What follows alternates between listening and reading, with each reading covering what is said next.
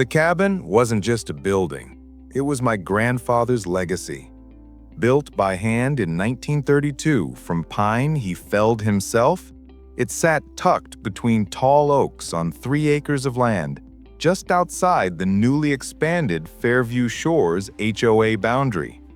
For decades, my family kept it exactly as he left it: stone fireplace, hand-carved porch railings, and a tin roof that sang in the rain.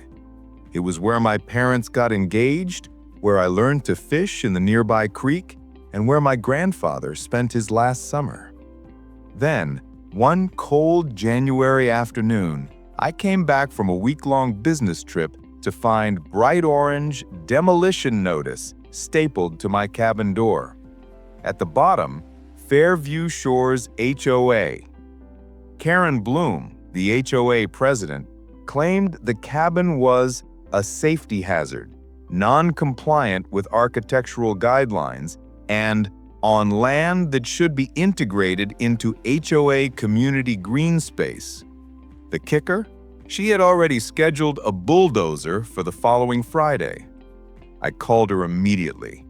"Mr. Daniels," she said in that syrupy tone fake politeness can't hide, "you've had plenty of time to bring your structure up to code. The HOA board has decided it's best for the community." I reminded her the cabin wasn't in HOA jurisdiction. My grandfather bought the land before Fairview Shores existed. Her response? "That's a matter for our legal team." That night, I drove to the county records office and spent 6 hours digging. I found ironclad proof. The HOA had no authority over my land. That wasn't enough. Karen had political pull, and if she could get away with it once, she'd keep doing it. So, I went public. I posted the demolition notice on Facebook, tagging local news, the mayor, and every community group. I told the story of my grandfather's cabin, complete with old photos of him building it, my parents' engagement picture on the porch, and the fishing trip where I caught my first trout. The post exploded, thousands of shares, dozens of reporters calling, and neighbors rallying. People started driving out to the cabin to take pictures and leave signs. "Save the Daniels cabin," and "Hands off our history." By Wednesday, 3 TV stations had covered the story. On Thursday, the mayor himself called me to say the city would protect the cabin as a historic landmark.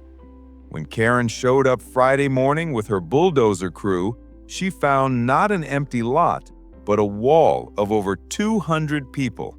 Neighbors, reporters, even veterans who'd fished in that creek as kids.